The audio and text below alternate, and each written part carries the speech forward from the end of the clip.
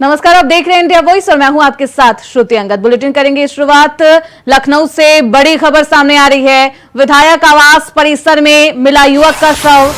हुसैनगंज स्थित निवास में युवक का शव मिला है। मृतक के शरीर पर मिले हैं चोट के निशान। अब तक नहीं हो सकी है युवक की पहचान। पुलिस महकमे में मचा हड़कंप। तो लखनऊ का ये पूरा मामला है जहां विधायक आवास परिसर में युवक का शव मिला है। हुसैनगंज स्थित निवास में युवक का शव बरामद किया गया है। मृतक के शरीर पर मिले हैं चोट के निशान। अब तक नहीं हो सकी है युवक की पहचान। शव मिलने से पुलिस महकमे में भी हड़कंप मच गया है। तो अभी भी पुलिस प्रशासन जांच पड़ताल में जुटी है। तो पुलिस महकमे में हड़कंप का माहौल। विधायक आवास परिसर में इस युवक का शव मिला है। हालांकि युवक की पहचान अभी तक नहीं हो पाई है। मृतक युवक के शरीर पर कई चोट के निशान भी मिले हैं। तो लगातार पुलिस जांच में जुटी है। युवक की पहचान अभी तक नहीं हो पाई है। मृतक के शरीर पर कई चोट के निशान। विधायक आवास में युवक का ये शव मिला है। मृतक के शरीर पर चोट के कई गंभीर निशान मिले हैं, जिसे देखने के बाद पुलिस महकमे में हड़कंप का माहौल है। तो विधायक आवास परिसर में युवक का शव मिला है, जिसको लेकर अब पुलिस प्रशासन जांच पड़ताल कर रही है।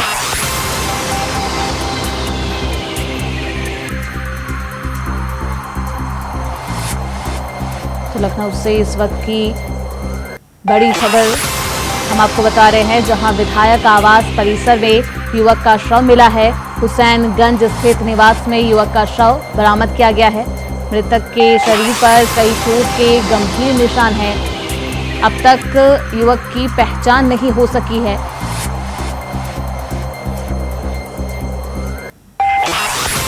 तो विधायक आवास परिसर में युवक का शव बरामद किया गया है।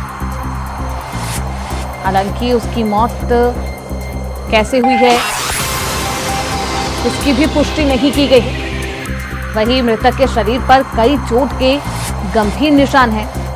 अब तक युवक की पहचान नहीं हो सकी है। तो पुलिस प्रशासन लगातार जांच पड़ताल में जुटी है। तो विधायक आवास परिसर में युवक का शव मिला है। लखनऊ का ये पूरा मामला, जहां विधायक आवास परिसर में युवक का शव मिला है। युवक के शव मिलने से पुलिस महकमे में हड़कंप का माहौल है और पुलिस प्रशासन लगातार जांच पड़ताल में जुट गई है। हालांकि युवक की मौत कैसे हुई इसकी पुष्टि नहीं हो पाई। इस खबर पर ज्यादा जानकारी के साथ हमारे सहयोगी मोहम्मद आसिफ हमारे साथ जुड़ चुके हैं। सीधे रुख करते हैं उनकी तरफ। आसिफ, क्या कुछ है ये पूरा मामला? जी बिल्कुल श्रुति, पूरा मामला विधायक निवास का है, जो राजधानी लखनऊ के हुसैनगंज स्थित विधायक निवास बना हुआ है। विधायक निवास सीढ़ियों पर एक 30 से 35 वर्ष के व्यक्ति की लाश पाई गई है और उसके शरीर पर चोट के निशान भी मिले हैं।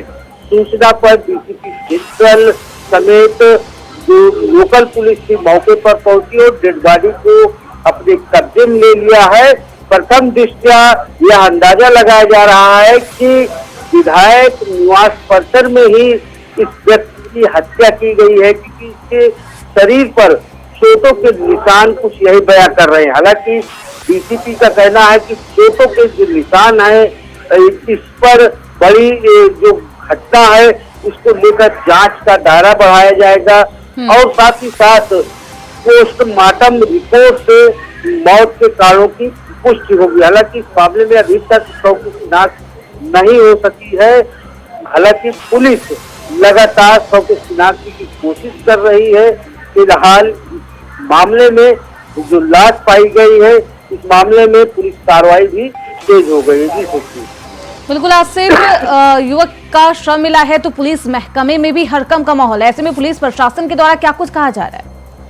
देखिए, लाश मिली है और वह भी विधायक निवास सुरक्षा के दृष्टि से फुल प्रूफ होती है। विधायक निवास के अगल बगल चौकी भी है और चंद दूरी पर हजरतगंज थाना भी है और ठीक इसी विधायक निवास के पीछे हुसैनगंज कोतवाली भी है। और यह कहा जाता है कि रात भर पुलिस गश्त पर रहती है। ऐसे में जिस तरह से डेड बॉडी मिली है, उसके शरीर पर चोटों के निशान है, तो यह कहा जा सकता है कि हत्या की गई है। और जिस तरह से चोटों के निशान दिखे हैं, यह मामूली घटना नहीं है, क्योंकि अगर चोटों के निशान है तो चीख पुकार भी हुई होगी, गुत्थम गुत्थी भी हुई होगी। लेकिन सबसे बड़ा सवाल यह है कि विधायक निवास में सुरक्षा पर सेंध मारी भी की गई है, यह कहा जा सकता है। और हालांकि अब इस मामले में डीसीपी का कहना है कि इसके पीछे जो भी मामला है उसको देखा जाएगा और मामले का वर्कआउट किया जाएगा। शव की शिनाख्त का काम चल रहा है, जल्द ही शव की शिनाख्त भी कर ली जाएगी। जी बिल्कुल आसिफ, युवक की उम्र क्या बताई जा रही है, किस उम्र के अंदर आ रहा है? क्योंकि क्योंकि अभी उसकी पहचान नहीं हो सकी है, लेकिन उम्र का तो पता चल गया होगा। किस उम्र का, क्या कुछ उसकी उम्र बताई जा रही है? क्योंकि जो अंदाजा लगाया जा रहा है बॉडी देखकर, उससे अंदाजा लगाया गया है कि युवक की उम्र 30 से 35 वर्ष के बीच की है। और उसने जो शरीर के चोट के निशान, हालांकि खून भी बहा है और उसके जो लाश है उसे पुलिस ने कब्जे में ले लिया है। और मौत के साथ साथ उसके उम्र की सही जानकारी भी पोस्टमार्टम रिपोर्ट से ही हो सकेगी। फिलहाल इस मामले में अब कार्रवाई पुलिस ने तेज कर दी है। और जिस तरह से विधायक निवास परिसर में सीढ़ियों पर डेड बॉडी मिली है, इससे कहीं न कहीं हड़कंप भी मचा है। पुलिस की सुरक्षा व्यवस्था पर सवाल भी खड़े हो रहे हैं। और जिस तरह से पुलिस राजधानी लखनऊ में गश्त का दावा करती है, इस पर भी कहीं न कहीं सवाल खड़े हुए हैं। क्योंकि इस तरह से अगर बात करें, विधायक निवास के पीछे जो थाना है हुसैनगंज और कुछ ही दूरी पर हजरतगंज कोतवाली है और विधायक निवास परिसर से सटकर ही पुलिस चौकी भी है। यहाँ पर भी पुलिस के जवान तैनात रहने का दावा किया जाता रहता है। बिल्कुल आसिफ, विधायक आवास में अगर शव मिला है तो ऐसे में जांच और सुरक्षा पर तो सवाल उठेंगे ही। पोस्टमार्टम रिपोर्ट कब तक आने की संभावना जताई जा रही है?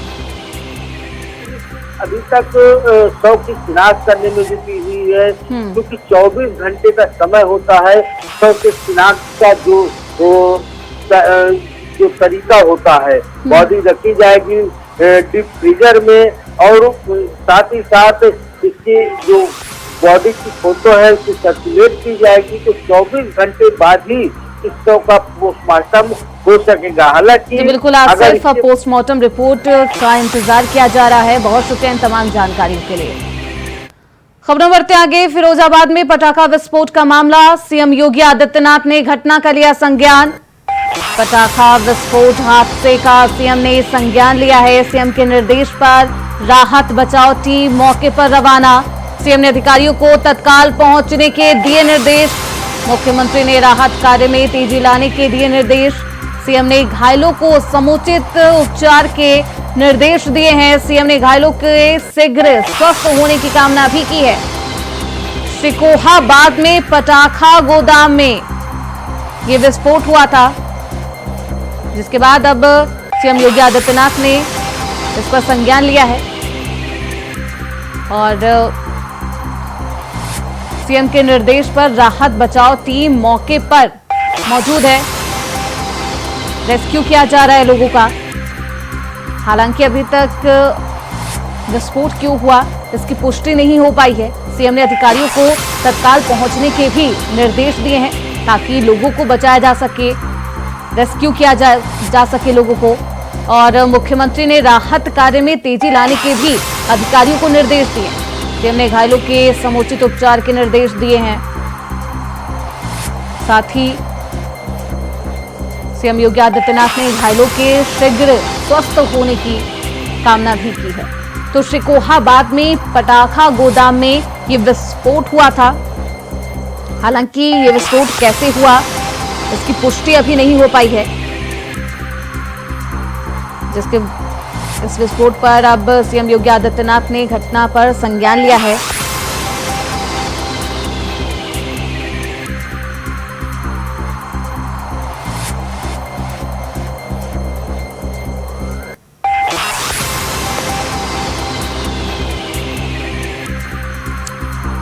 तो उत्तर प्रदेश के फिरोजाबाद स्थित नौशेरा में एक मकान में विस्फोट हो गया है। विस्फोट इतना भीषण था कि इसमें कई लोगों के घायल होने की खबर सामने आ रही है।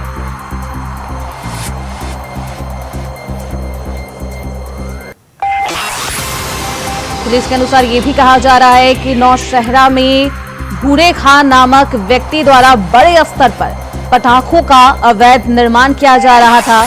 सोमवार रात 10:30 बजे अचानक पटाखे के गोदाम में विस्फोट के साथ तेजी। तो फिरोजाबाद में पटाखा विस्फोट का ये पूरा मामला है। खबर बढ़ती आगे। आज इस्तीफा दे सकते हैं दिल्ली के सीएम अरविंद केजरीवाल। केजरीवाल आज शाम 4:30 पर एलजी से मुलाकात करेंगे। एलजी सचिवालय में केजरीवाल एलजी से मुलाकात करेंगे। केजरीवाल ने एलजी वीके सक्सेना से मिलने का समय मांगा था।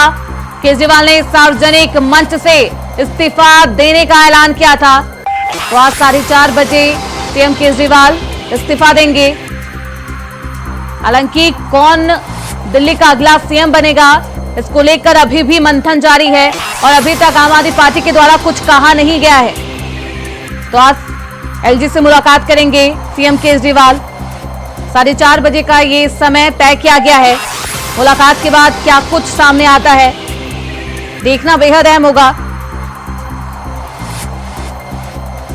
जेल से बाहर निकलते ही सीएम केजरीवाल ने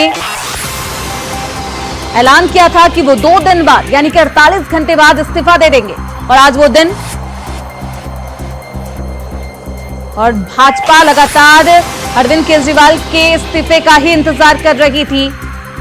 177 दिन जेल में बिताने के बाद जब वो खुली हवा में बाहर निकलते हैं अरविंद केजरीवाल, तो वो इस्तीफा देने का ऐलान करते हैं। आपको बता दें, दिल्ली में 5 महीने बाद ही विधानसभा चुनाव हो रहे हैं, यानी चुनाव तक दिल्ली को एक नया मुख्यमंत्री आज मिलने जा रहा है। तो आज इस्तीफा दे सकते हैं दिल्ली के सीएम अरविंद केजरीवाल। केजरीवाल आज शाम को एलजी से मुलाकात करेंगे।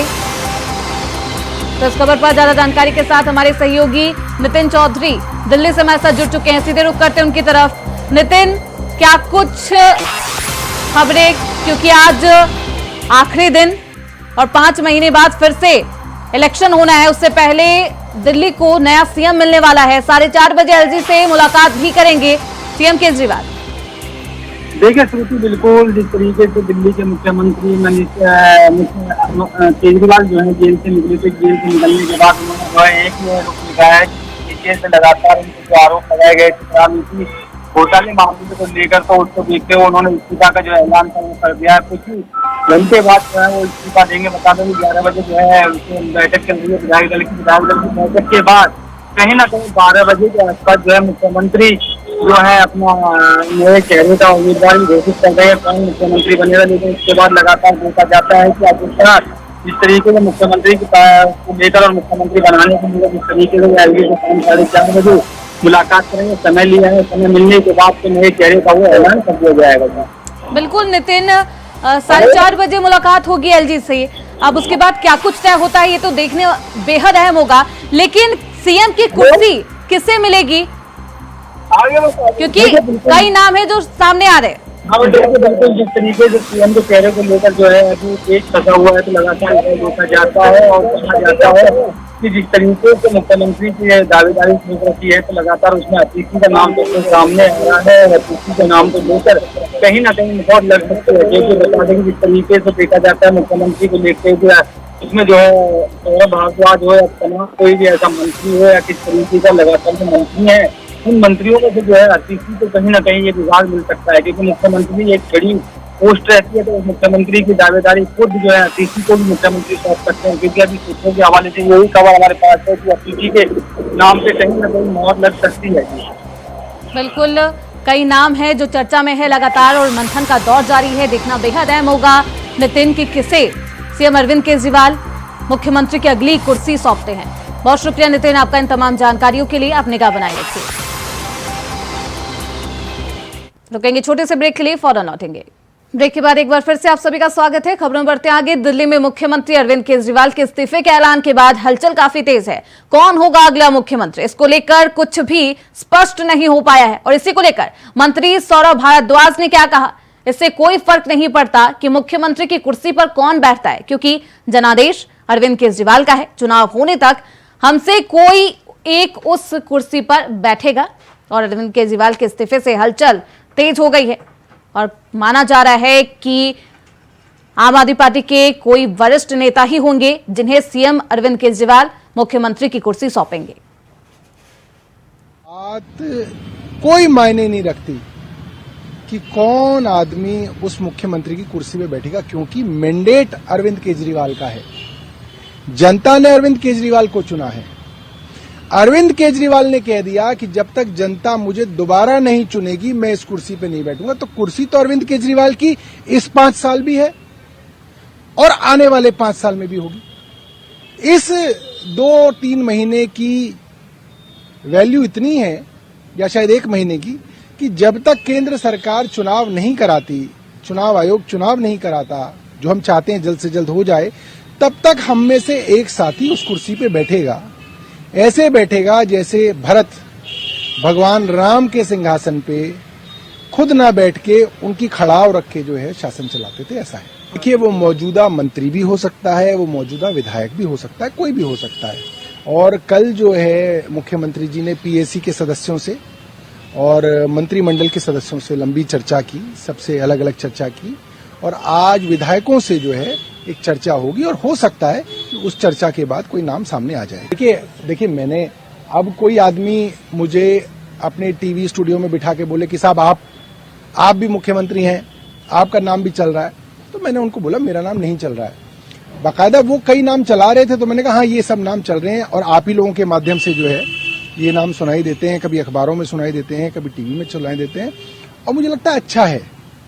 कई नामों का चलना जो है एक स्वस्थ प्रजातांत्रिक परंपरा के लिए बहुत अच्छा है और मुझे लगता है कि इसमें कोई एतराज नहीं होना चाहिए किसी को। विनय सक्सेना जी अगर एलजी ना होके किसी, मान लीजिए किसी कॉरपोरेट कंपनी के अंदर एक अफसर होते और अरविंद केजरीवाल मुख्यमंत्री होते तो उनका क्या झगड़ा था, कुछ नहीं होता। विनय सक्सेना जी और उनसे पहले जो एलजी रहे या आज की तारीख में जो भी गवर्नर केंद्र सरकार बनाती है, वो लगातार चुने हुए मुख्यमंत्रियों से लड़ते हैं, कामों को रोकते हैं, चाहे वो बंगाल का मामला हो, पंजाब के अंदर आपने देखा कि कानूनों को रोक रखा था, सुप्रीम कोर्ट जाके जो है बिल पास कराए गए, केरल के अंदर भी यूनिवर्सिटी के अंदर कंट्रोवर्सी क्रिएट की गई। तो इसके अंदर अरविंद केजरीवाल व्यक्तिगत तौर पे और विनय सक्सेना जी के व्यक्तिगत तौर पे इनकी क्या केमिस्ट्री, इसकी कोई मायने ही नहीं है।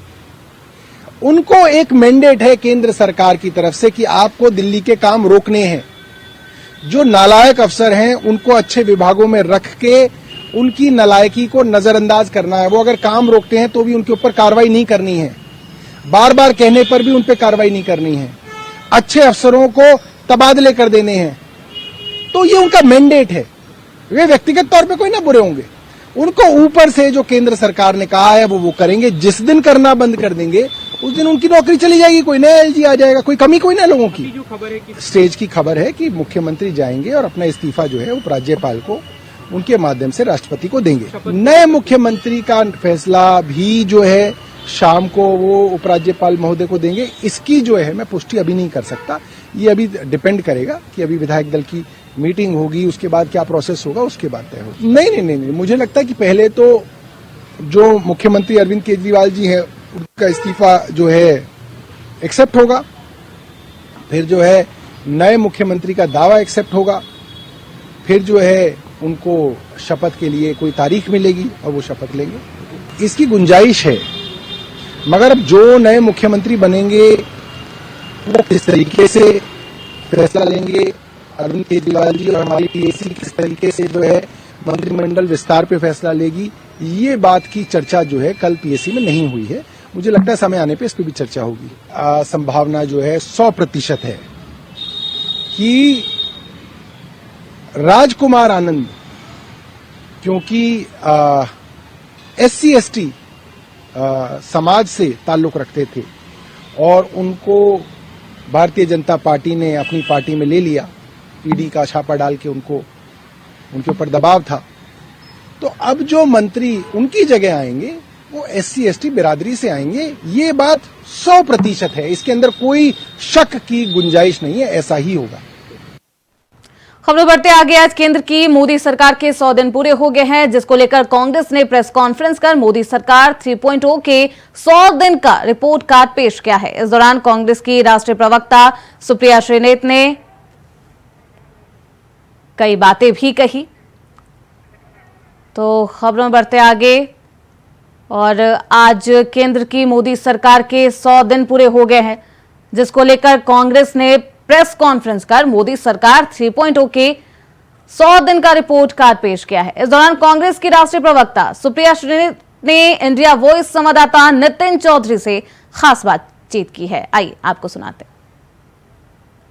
सरकार के 100 साल पूरे होने को लेकर हमारे साथ खास बातचीत करने के लिए कांग्रेस की राष्ट्रीय प्रवक्ता है सुप्रिया श्रीनेत मैम। जिस तरीके से 100 दिन पूरे हो गए भारतीय जनता पार्टी सरकार के लेकर, उसको क्या कहना है? मेरा ये कहना है कि ये 100 दिन विफलताओं का एक पुलिंदा लेकर पूरे हुए हैं। ये 100 दिन नरेंद्र मोदी की सत्ता लोलुपता के हैं, ये उनकी जो बैसाखियों पर निर्भरता है उनके हैं, ये उनकी विफलताओं का एक पुलिंदा है। मैं शुरू से बात अगर करना चाहूँ तो ये यूटर्न की सरकार रही है। लैटरल एंट्री से लेकर इन्होंने यूटर्न LTCG और इंडेक्सेशन पे किया, इन्होंने वक्फ बोर्ड पर किया, इन्होंने ब्रॉडकास्ट बिल पर किया, इन्होंने NPS UPS पे यूटर्न किया, बहुत सारे यूटर्न हुए हैं। पिछले 100 दिनों में 38 रेल हादसे हुए हैं, 21 लोगों की जानें गई हैं। पिछले 100 दिनों में 56 इंफ्रास्ट्रक्चर कोलैप्स हुए हैं, जिसमें सड़क, पुल, बांध, तमाम ऐसी चीजें हैं। एयरपोर्ट है जिनका उद्घाटन अभी हुआ था, शिवाजी की मूर्ति ध्वस्त हो गई। पिछले 100 दिनों में जो नया संसद बना था वहां से पानी टपक रहा है, राम मंदिर का गर्भगृह चूर रहा है। पिछले 100 दिनों में हमने अटल सेतु से लेकर सुदर्शन सेतु में दरारें और बड़े बड़े गड्ढे देखे हैं। पिछले 100 दिनों में हमने 26 आतंकी हमले देखे हैं। जम्मू कश्मीर में 21 जाबाजों की शहादत हुई है। पिछले 100 दिनों में हमने 157 महिलाओं को पीड़ित होते हुए देखा है जघन्य अपराध के खिलाफ। पिछले 100 दिनों में हमने पेपर रद्द होते हुए देखे हैं, नीट PG के, CSIR नेट के, UGC नेट के। पिछले 100 दिनों में हमने नीट में धोखाधड़ी और धांधली देखी है। पिछले 100 दिनों में हमने विदेशी निवेश को गिरते हुए देखा है। पिछले 100 दिनों में हमने खस्ता हाल अर्थव्यवस्था देखी है, रुपए को 52 से 54 जाते हुए देखा है। पिछले 100 दिनों में हमने सेबी और अडानी के महाघोटाले देखे हैं। पिछले 100 दिनों में हमने देखा है कि कैसे CNG का, कमर्शियल LPG गैस का और टोल टैक्स का दाम बढ़ा है। पिछले 100 दिनों में आटा, दूध, दाल महंगा होते हुए देखा है। पिछले 100 दिनों में आक्रोशित देखा है लद्दाख को, और लद्दाख को कूच करते हुए देखा है दिल्ली। पिछले 100 दिनों में मणिपुर जो 16 महीने से जल रहा है और जलते हुए देखा है। मैम, जिस तरीके से जम्मू और हरियाणा में चुनाव होने हैं तो उसको लेकर किस तरह? चुनाव होने हैं, चुनाव हम जीतेंगे। कैमरामैन सुशील के साथ मैं नितिन चौधरी, इंडिया वॉइस, दिल्ली। इसी के साथ इस बुलेटिन में बस इतना ही। देखते रहिए इंडिया वॉइस।